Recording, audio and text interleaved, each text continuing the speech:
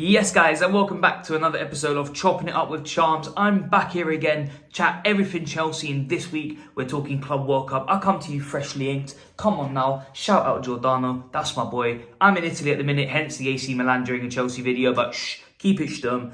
And as I said, we're going to be talking everything Club World Cup. Going to run through the team, going to run through the omissions as well, give the little whys and whens of the players that have been left out. A couple of interesting talking points for sure. And then, we'll just get straight into it. So don't forget to like, sub, comment, all of that, doing my YouTubes. The Club World Cup, we'll start with the goalkeepers who Chelsea have decided to take with them to the Club World Cup. So we have, starting out in goal, very interesting. We have Robert Sanchez, Philip Jorgensen, Mike Penders, and Gaga Slonina. So Slonina coming back in from a good season at Barnsley, to be fair. A lot of people at Chelsea very high on the guy. I haven't seen enough of him to really have an opinion, but one guy I have seen enough of to have an opinion on is Mike Penders. And he's a goalkeeper I'm very excited about, coming off of Genk. He's very young, he's 19, 20, in around that. Reminds me of a young Courtois, very, very flexible, very mobile, very quick off his line. I like him. I like him a lot. I think he's just a natural goalkeeper, but obviously very green. Same again with Gaga Slonina. So I wouldn't be surprised if at the end of this tournament they go back out on loan. I also wouldn't be surprised if they get rotated into a couple of the easier games that we will have in this tournament. Especially, going up against an Esteval would be pretty funny to go and see. It's the future of our club versus the future of our club. But then, most importantly, with Sanchez and Jorgensen there, that means there's no Petrovic. And coming off of a great season at Strasbourg, I would have expected him to be the goalkeeper we would have wanted to start next season in the Premier League. But apparently not. I've heard that it's come down to him wanting minutes and guaranteed minutes and being able to guarantee himself playtime as a Chelsea player. But that's not been made possible. And so he's decided to not go, and good for him in a way.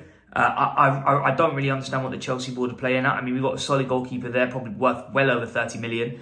But then they refuse to pay 30 million for a Mike Maignan. So it seems like they're happy with where they are, but then they're fishing enough to not be happy where they are. So I'm a little bit confused about our goalkeeping situation. I wouldn't have minded Mike Maignan for the 30 mil, especially if it means we can get off Robert Sanchez to like a West Ham or something in and around that 25 to 30 million as well. And if we have to get rid of Philip Jorgensen while the other two go on loan, I don't mind it. But I would not have minded Petrovic in goal. I would not have minded Maignan in goal. And I think that this decision, to be honest, is not a good one. But listen, I'm not the board. I'm not the management. I'm definitely not Todd Bowley.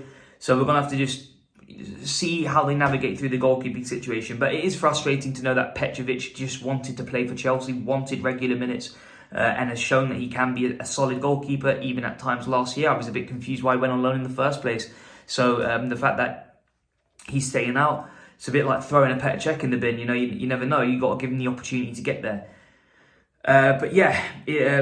Very frustrating for a Chelsea fan to hear that about Georgi Petrovic. But we'll go straight into the defenders now. We have Marc Cucurella, Tosin Adarabioyo, Benoit Badiashile stealing a living, Levi Colwill, of course, Mamadou Sarr, the new signing. Then we have Trevor Chalobah, Reece James, my guy, Malo Gusto, Aaron Anselmino, and Josh Achimpong. So it's good to have a couple of the youths involved, the Anselminos, the Josh Achimpong. It'd be good to see them getting a bit of time, and obviously the new signing in Mamadou Sarr. It'd be really interesting to see how good he does. It's like the fourth Sarr Chelsea have signed in 5 seasons, but hopefully this one actually plays a single game. Obviously, going off of that, there's been a couple of omissions in defence. All the loanees, Axel Disasi, Ben Chilwell, them two I can imagine just gonna leave the club. Been on loan since January for Axel Disasi. I'm pretty sure maybe this similar time or could have been before for Ben Chilwell, but I just know for a fact he hasn't kicked ball in a very long time, particularly in a Chelsea shirt. It's been a very, very long time since I've seen Ben Chilwell perform, and it's been even further since I've seen him perform at a high level. So I wouldn't mind seeing him gone. Obviously, the replacement in Marc Cucurella is chalk and cheese. I think he's substantially better than what we had from Ben Chilwell. I think his best days are behind us. But the last one was Renato Vega, which was an interesting topic of conversation because Renato Vega pushed a move to Juventus so he could start in a centre-back role. But now he's pissed off that he's not coming to the Club World Cup with Chelsea. Even though there's no room for him as centre-back, he's a naturalised left-back at Chelsea. So, you can't have your pie and eat it too. And obviously, the one defender that I'm probably sure you're wondering where he was Wesley Fofana. But in April, undergoing hamstring surgery, he's just on the mend now. So Hopefully he'll be back in time for the beginning of the season. He will be back in time for the beginning of the season, but he's just going to have to miss the Club World Cup. That's a sacrifice that we have. But obviously we've got plenty of solid defensive options in there, particularly with the arrival of Sarr. And yeah, I just hope Badiashile don't get a single minute, particularly the fact that we've got some new blood in there. Next up, we're going to go straight into midfield. So pretty shy midfield, more attackers than we have in midfield, which is pretty unique. But we've got Enzo Fernandez, as you can imagine, Moises Caicedo, as you can imagine, Kiernan Dewsbury-Hall. Don't know what he's doing there, to be honest, but obviously Enzo Maresca's got a lot of time for him. Romeo Lavia, good to see him coming around. I really like the kid. I think it's good for him to get some minutes, particularly in that rotation option, but I don't see him starting ahead of André Santos. So if anyone is going to play there, I think it's the guy that drops a consistent 7 out of 10 every single week. I really like the guy. I think that he's going to be a big thing in this club. And could even replace Enzo Fernandez if we were to get a big bid for him. But yeah, Dario Asugo as well. Very similar sentiment to how I feel about Mamadou Sarr. Good to have some fresh blood in there with the new signing. Obviously signed in January, but officialised now, officially wearing blue. And not too many omissions in midfield. It's pretty much just Raheem Sterling, but I don't think there's much to say about that. I think pretty much all Chelsea fans are happy to see the back of him. Astronomical wages. Moved on to Arsenal on loan, but I think that we're going to try and push a permanent transfer for him. If it's not in the league, it will be elsewhere. But yeah, I don't see him being a Chelsea player by the end of this transfer window, to be honest. And then finally, we're going to go into attack, where we brought Pedro Neto, Cole Palmer wearing the number 10, Noni Madueke, Nicholas Jackson, Christopher Nkunku, Liam Delap, the new signing, Tyreek George and Mark Yu. Obviously, Mark Yu very young, Tyreek George very young. Players that can be played in rotation against these little Vasco da Gama, Fluminense bullshit type games. But Liam Delap, that's the one I want to see. That's a 9.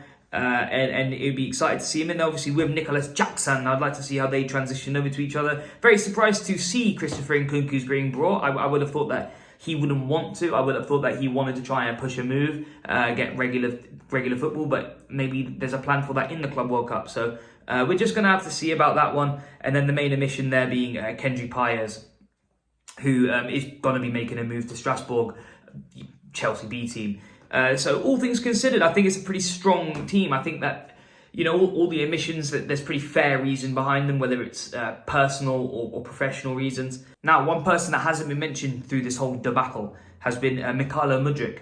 Very interesting situation. Obviously, his number 10's been moved over to Cole Palmer. But usually when that happens, you would get kind of an update on what's going on with the player that's had their number rescinded. And it seems right now he doesn't have one. No comment on the B sample yet. It's been way away. I would have expected to hear something by about March, April. But, we're sitting pretty in June and I haven't heard anything. So it is definitely worrying. And I really hope that it's not anything more than a tainted supplement.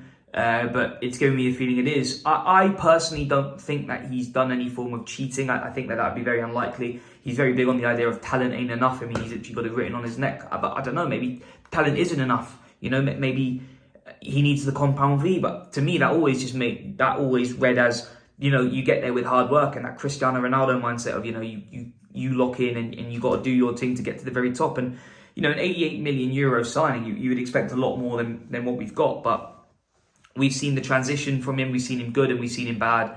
I'm really concerned about his future and what his role in the club is going to be going forward.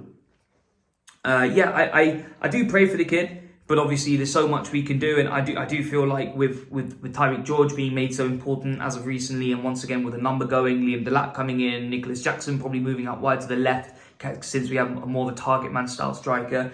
I don't see too bright of a future for Misha. But that pretty much wraps everything up to do with the Club World Cup. I expect us to do very well, maybe win it. Obviously, there are a lot of very heavy hitters in the Club World Cup.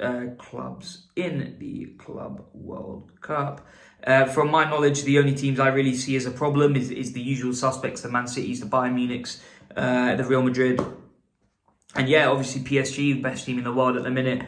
But the group that we're in at the minute with the Fluminense, Lyon, and I think we can get through it. Hopefully, we do very well. I was very impressed with this season from us. And the Club World Cup would just be a nice little way to capstone it, make a nice little bit of profit going into the transfer window, and hopefully spend it on some world-class players. But that's it from me this week, guys. Thank you very kindly. I really appreciate the attenzione. And I will be back with a brand new setup from next week. Hopefully I'll get that all patterned.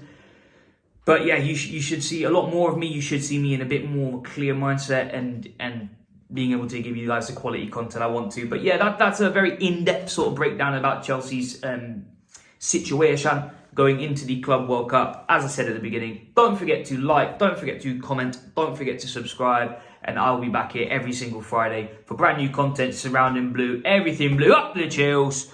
Get straight to it. God bless.